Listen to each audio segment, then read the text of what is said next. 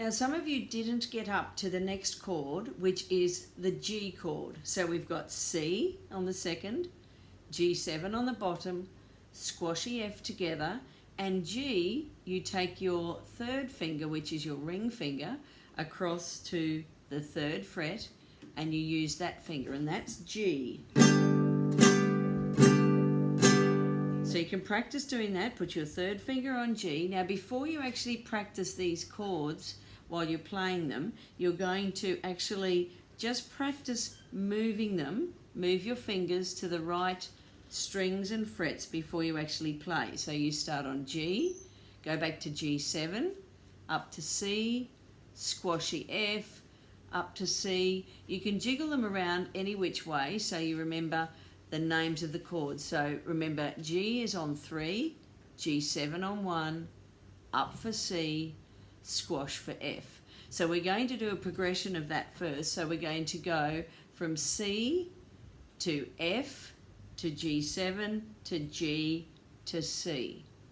So C first, 4 of each, 2, 3, 4, and C, F, squash F, G7,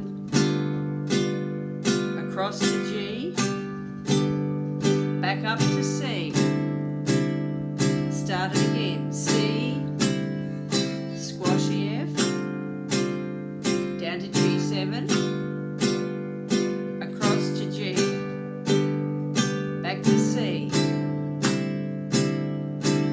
Now we're going to change the order of that, and we're going to go from G to C to F to G, just those three. G, C, squashy F, G. 2, 3, 4. And G, C, squashy F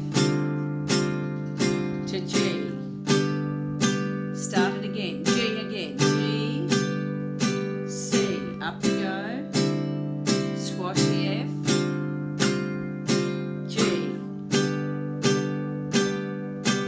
practice that so that you can become very familiar with those chords. And I've said to the children from time to time that you can just sit there. If you're watching TV, you don't need to strum at all. You can sit there with your guitar and just practice moving your fingers slowly and putting the pressure on so that you can have that finger pressure for your left hand, which you need to. And your fingers should have little dints in them if you're pressing them hard enough.